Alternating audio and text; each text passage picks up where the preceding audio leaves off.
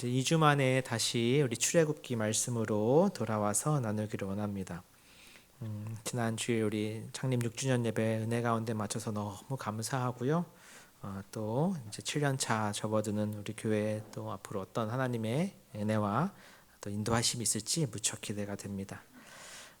이제 출애굽기는 이제 말 그대로 출애굽하는 내용을 담고 있죠. 하지만 이 출애굽기 전체 내용은 다 아니에요. 실제 한 15장 정도까지가 출애굽의 이야기고 나머지는 또 광야에서의 이야기라든가 또 하나님께서 주시는 계명 또 제사 이런 이야기들을 담고 있어서 전체 내용을 다 이제 포함하는 제목은 아닐 수 있어요. 그럼에도 불구하고 그만큼 이 중요한 내용으로 다뤄지죠. 특별히 오늘 읽게 되는 5장부터 한 15장까지가 이 출애굽 내용의 핵심적인 부분을 갖고 있습니다. 이제 드디어 모세와 아론이 여호와의 말씀대로 바로 앞에 가서 내 백성을 보내라라고 말하는 장면이거든요. 이제 본격적으로 이제 출애굽 전쟁이 시작이 된 거예요. 이 이야기가 이제 15장까지 이어지는데 오늘은 그 첫 번째 장면인 5장 말씀을 한번 나눠보도록 하겠습니다. 우선 같이 우리 1절 말씀, 5장 1절 말씀 한번 같이 읽어볼게요. 자, 5장 1절입니다. 시작. 그 후에 모세와 아론이 바로에게 가서 이르되 이스라엘의 하나님 여호와께서 이렇게 말씀하시기를 내 백성을 보내라. 그러면 그들이 광야에서 내 앞에 절기를 지킬 것이니라 하셨나이다. 아멘. 자, 하나님께서 모세와 아론을 보내셨죠. 그리고 바로에게 가서 이렇게 여호와의 말씀을 전하라고 하셨어요. 잘했습니다. 모세와 아론이 가서 전하죠. 내 백성을 보내라. 이게 하나님 말씀의 핵심이었잖아요. 그리고 왜 보내야 되는 거예요? 그들이 광야에서 내 앞에 절기를 지킬 것이다. 조금 완곡하게 바꿔 표현했지만 하나님을 섬기게 하기 위해서, 그분을 예배하도록 하기 위해서 보내라는 것이었죠. 핵심은 그래서 보내라는 것이에요. 자, 그랬을 때 이 이야기를 들은 바로의 반응 어떻습니까? 여호와께서 미리 일러주신 대로요. 단칼에 거절합니다. 자, 2절 한번 같이 읽어볼게요. 시작. 바로가 이르되 여호와가 누구이기에 내가 그의 목소리를 듣고 이스라엘을 보내겠느냐? 나는 여호와를 알지 못하니 이스라엘을 보내지 아니하리라. 아멘.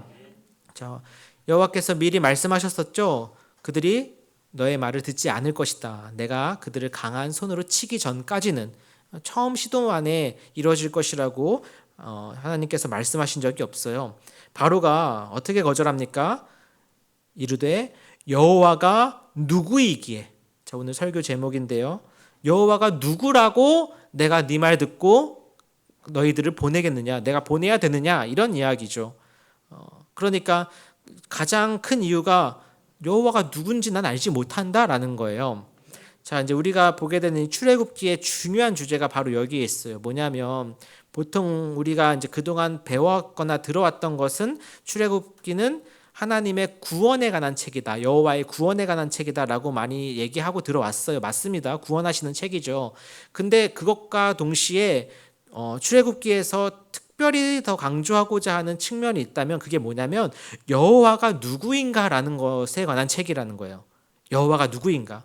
그러니까 이 책을 읽는 사람들은 이 출애굽기를 통해서 여호와가 누구인가를 알게 되고 동시에 이 출애굽기에 나오는 수많은 그 등장인물들이 있죠. 모세와 바로 또 아론을 비롯해 이스라엘 백성들, 애굽 백성들 수많은 사람들이 여호와를 알아가는 과정에 대한 책인 거예요. 여호와가 누구인지 암과 그렇지 않음에 따라 그 삶은 완전히 달라질 수밖에 없는 거죠. 근데 보세요. 바로는 지금 여호와가 누구인지 전혀 알지 못해요. 그렇기 때문에 알지 못하는 그가 내릴 수 있는 결단은 당연히 거절밖에 없는 거예요. 그가 만약에 여호와가 누구인지 알았더라면 이스라엘을 보냈을 것입니다. 실제 10번째 재앙 이후에서야 여호와가 누구인지를 알게 되면 그가 빨리 나가라고 하거든요. 이렇게 단호하고 강경했던 그 바로가 여기서는 달라지는 것을 볼 수 있어요. 자, 그래서 여기서 바로가 말하기를 여호와가 누구이기에, 그가 누구라고. 그러니까 여호와는 이스라엘이 섬기는 신의 이름이거든요. 나는 그래서 내가 그가 누구라고 그의 목소리를 듣고 너희 이스라엘을 보내겠느냐? 나는 여호와를 알지 못하니 이스라엘 너희를 보내지 않겠다라는 겁니다. 여호와가 누구인지 모르는 바로인 거죠.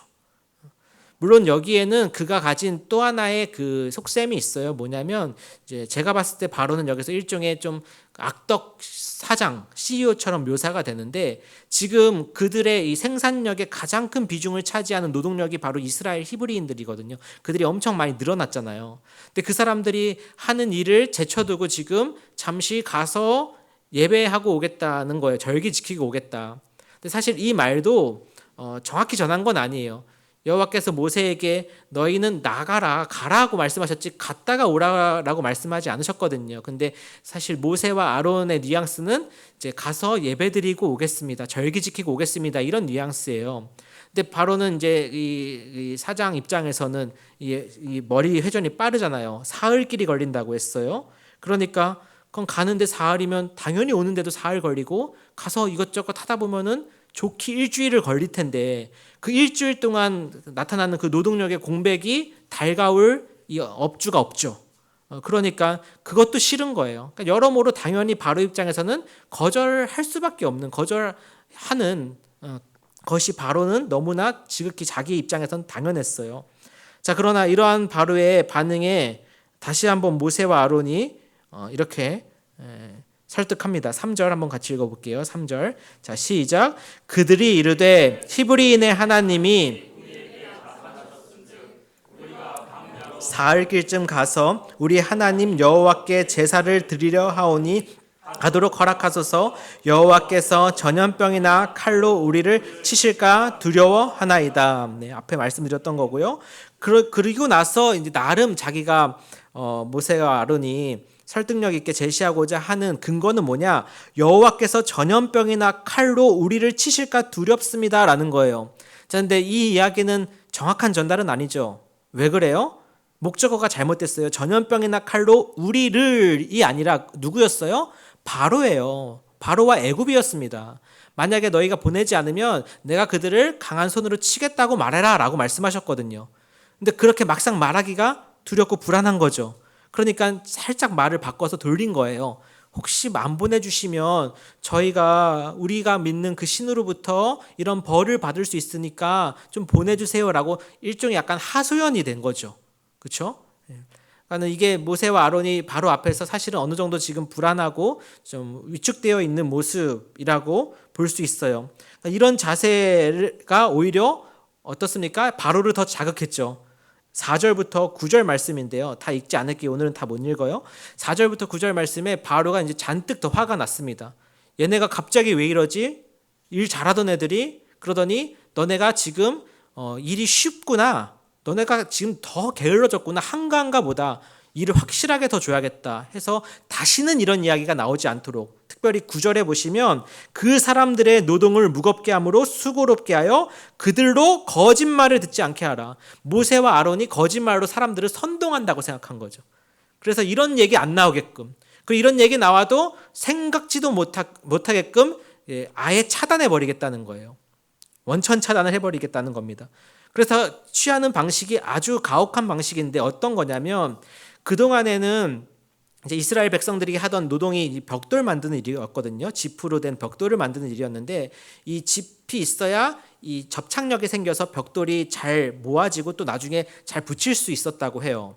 근데 그 짚을 그동안 계속 공급해다 주고 벽돌을 만드는 일을 이스라엘 백성이 했던 건데 이제 바로가 어떻게 하냐면 그 짚을 주지 말아라. 짚도 주지 말고 그 짚을 그들이 구해 갖고 와서 벽돌을 만들도록 하라고 한 거예요.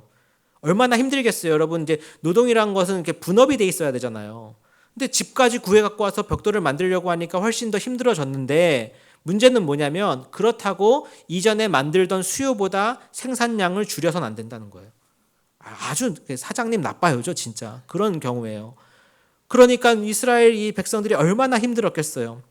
실제 그들이 짚을 구하려고 했음에도 불구하고 그 짚을 구할 수 없어서 다른 그 것들을 가지고서 구해서 쓰게 되니까 아마 그 품질도 굉장히 이렇게 하향화됐을 겁니다. 이러다 보니까 백성들이 굉장히 힘들어했겠죠. 자, 10절, 11절 한번 볼게요. 그래서 이게 이제 그 바로가 화가 나가지고 그들에게 내린 일종의 벌이었어요. 자, 10절과 11절. 그래서 같이 한번 읽겠습니다. 시작. 백성의 감독들과 기록원들이 나가서 백성에게 말하여 이르되 바로가 이렇게 말하기를 내가 너희에게 짚을 주지 아니하리니 너희는 짚을 찾을 곳으로 가서 주우라. 그러나 너희 일은 조금도 감하지 아니하리라 하셨느니라. 아멘. 자, 이제 백성의 감독들, 그러니까 여러분 예를 들어 이집트 왕자 같은 애니메이션 보면은 막 히브리 사람들을 막 채찍으로 치면서 막 가혹하게 노동시키고 감시하는 사람들 있죠. 그런 이제 감독들이라고 볼 수 있겠고요.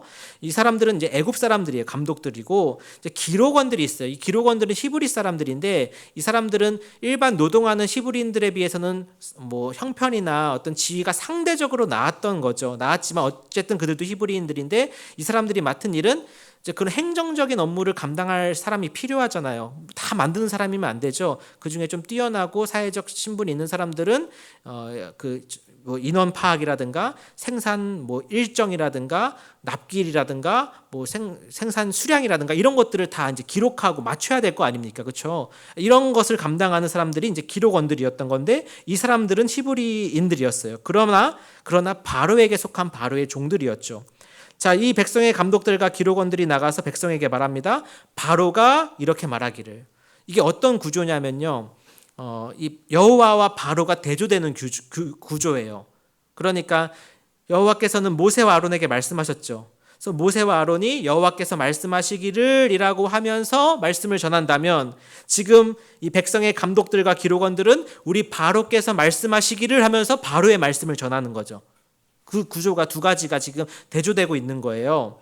그리고 바로께서 어떻게 말씀하셨어요? 내가 너희에게 짚을 주지 아니하리라. 너희는 짚을 찾을 곳으로 가서 주어라. 그러나 너희 일은 조금도 감하지 아니하리라 하셨느니라. 마치 여호와께서 말씀하시는 것 같이 말씀하고 있죠. 비교 대조시키고 있는 거예요. 이 바로의 얼마나 이 그 자비로운, 그렇죠?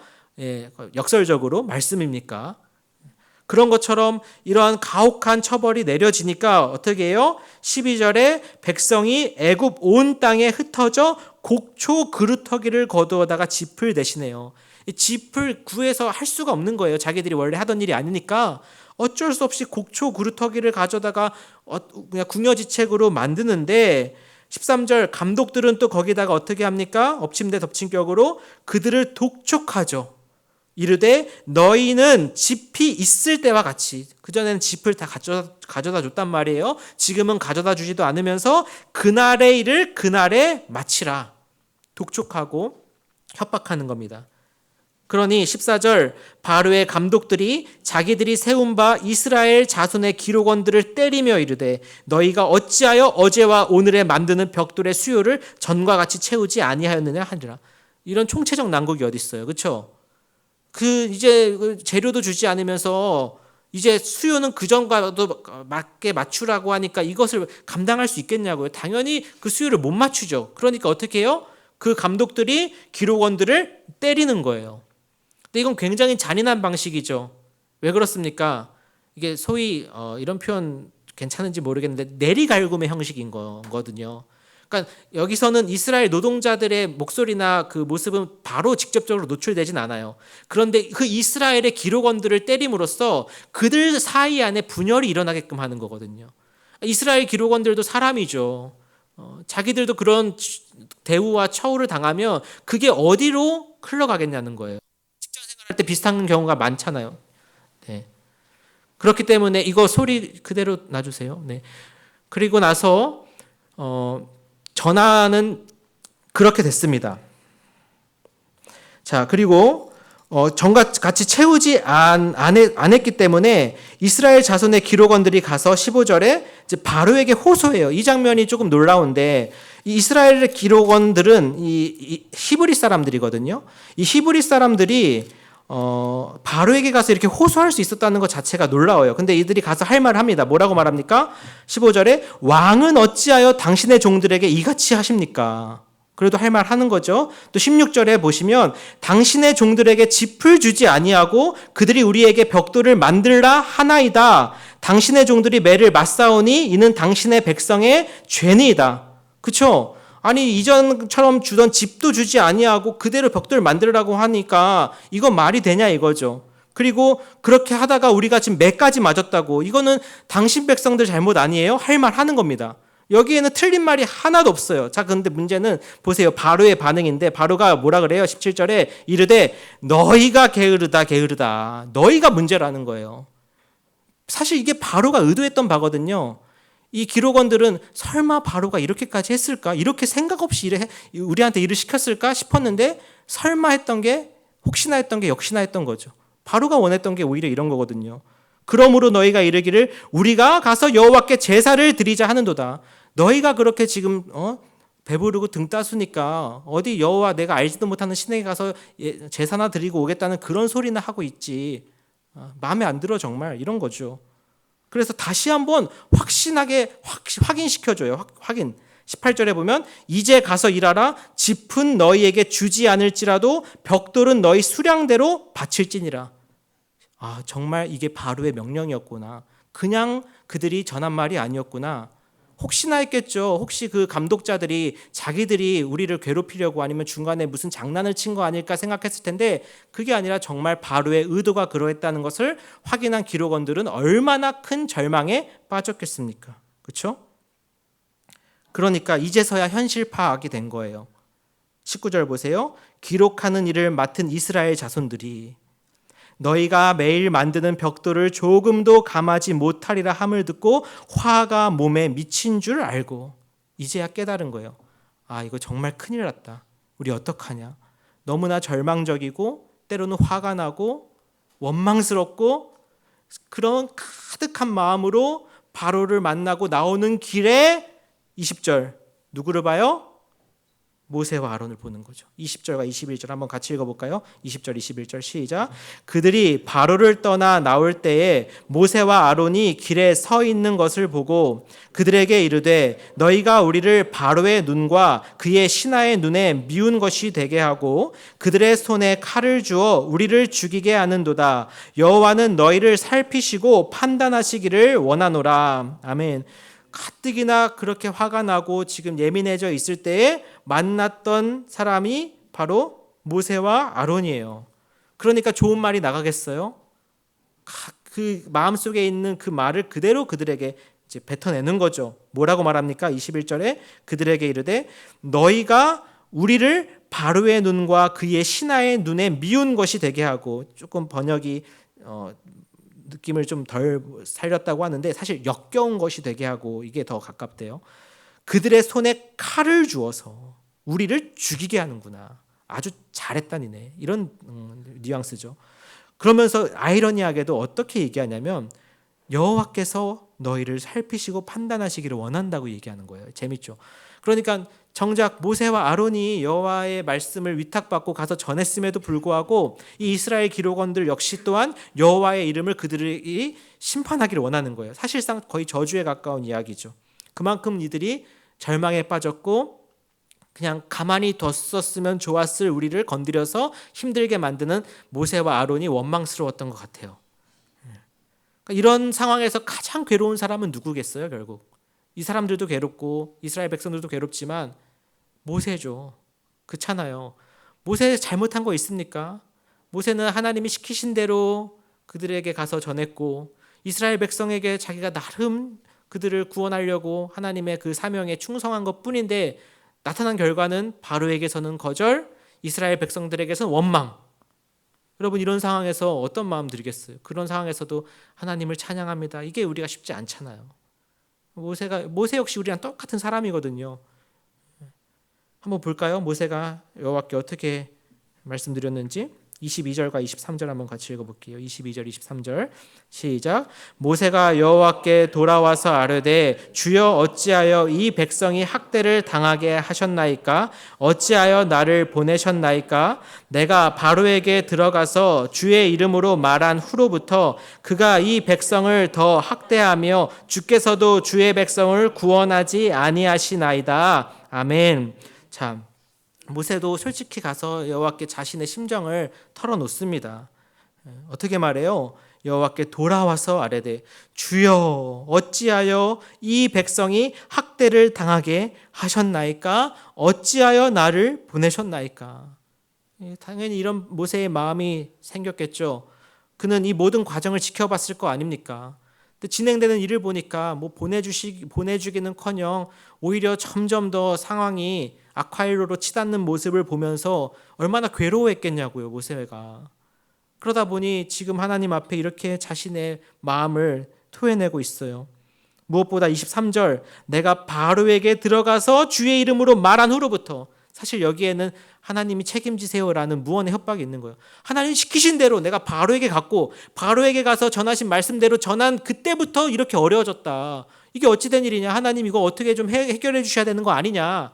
기도하는 거죠. 그때부터 그가 이 백성을 더 학대했는데, 더 상황이 안 좋아졌는데, 그럼에도 불구하고 주님께서는 주의 백성을 구원하지 않고 계십니다 라고 지금 하나님 앞에 쏟아내고 있어요. 자, 이에 대한 하나님의 말씀, 오늘 마지막 절인데요, 같이 함께 읽겠습니다. 6장 1절이에요. 시작. 여호와께서 모세에게 이르시되 이제 내가 바로에게 하는 일을 내가 보리라. 강한 손으로 말미암아 바로가 그들을 보내리라. 강한 손으로 말미암아 바로가 그들을 그의 땅에서 쫓아내리라. 아멘. 우리 사랑하는 성도 여러분, 그리스도인으로서 우리가 그래도 내가 하나님 앞에 바로 서고자 하고 하나님 앞에 합당하게 결단하면서 행하는 일들 가운데 생각처럼 잘 되지 않고 오히려 억울하게 누명을 쓰기도 하며 때로는 정말 답답한 상황을 맞이할 때가 없지 않은 것 같아요. 그러할 때 우리가 할 수 있는 것, 물론 그때도 감사하라고 찬양하라고 하지만 사실 쉽지 않잖아요. 모세처럼 가서 하나님 앞에 그래도 토해내는 것, 이 자세를 우리가 배울 필요가 있어요. 근데 중요한 것은 뭐냐면 하나님의 지금 모세에 대한 답변이에요. 이에 대해서 하나님 어떻게 하셨습니까? 모세를 위로하셨나요? 아니면 그에게 있어서 어떤 치유와 회복을 이렇게 섬세하게 다루셨습니까? 전혀 아니에요. 그저 그의 사명을 다시 한번 일깨워 주시며 하나님께서 이제 일을 하시겠다는 분명한 약속의 말씀을 다시 한번 확인시켜 주신 것뿐입니다. 뭔지 아시겠죠? 그러니까 재밌게도 모세는 지금 이 모든 상황이 엉망진창이라고, 되는 게 하나도 없다라고 말하는 듯한데 정작 그 상황을 지켜보시고 다루시는 하나님께서는 어떻게 보고 계시냐면 모든 것이 계획대로 잘 되고 있다라고 말씀하고 계신 거예요. 맞잖아요. 바로가 바로 보내준다고 했었습니까? 거절할 거라고 했고요. 내가 강한 손으로 친 후에야 너희들이 나올 것이라고 말씀하셨어요. 하나님은 너무나도 여유롭게 이 상황을 다 지켜보고 계세요. 바로도 그의 손에 있는 것이니까요. 그래서 하나님께서는 모세에게 걱정하지 말아라 라는 이야기를 하시는 거예요. 이제 내가 바로에게 하는 일을 네가 보리라. 내가 한다. 그렇죠? 강한 손으로 말미암아 바로가 그들을 보내리라. 또 한 번 강조돼요. 동일한 표현이에요. 강한 손으로 말미암아 바로가 그들을 또한 그의 땅에서 쫓아내리라. 이제부터 나한테 맡겨라. 이제 이후에 여러분 잘 아시는 10가지 재앙이 시작이 되거든요. 그러니까 이런 겁니다. 우리의 눈에 봤을 때는 이거 다 지금 최악이고 엉망이고 되는 게 하나도 없는 상황일 수 있어요. 그러나 하나님의 관점에서는 어떤 거예요? 계획대로 되어가고 있다는 거예요. 그 하나님의 계획을 우리가 마음에 염두에 둔다면 지금 당장 잘 풀리지 않는 일, 어려운 일 때문에 너무 심하게 낙심하거나 절망하지 말자라는 거예요. 왜요? 하나님이 계획을 이뤄가시는 과정이기 때문에. 물론 우리가 잘못해서 죄를 범하고 실수해서 겪게 되는 고난이 있을 수 있습니다. 그것과는 다른 거예요. 오늘 구별하셔야 돼요. 지금 모세는 그래도 하나님 말씀 앞에 순종했고 그 앞에 순전하고자 애쓴 결과로 나타나는 것입니다. 그리고 나서 하나님은 그에게 이제 내가 하겠다라고 말씀하시는 약속의 말씀을 다시 한번 부어주신 것이죠. 이처럼 우리가 하나님 앞에 순전하고 바르게 서 있는 가운데 나타나는 고난과 예상치 못한 어려움이라면 여러분 너무 걱정하지 마시고 두려워하거나 불안해하실 필요가 없습니다. 하나님은 오히려 지금 계획대로 잘 되고 있다라고 말씀하시는 분이에요. 그리고 실제 하나님은 그렇게 그 일을 이루어가시는 분이신 줄 믿으시기 바랍니다.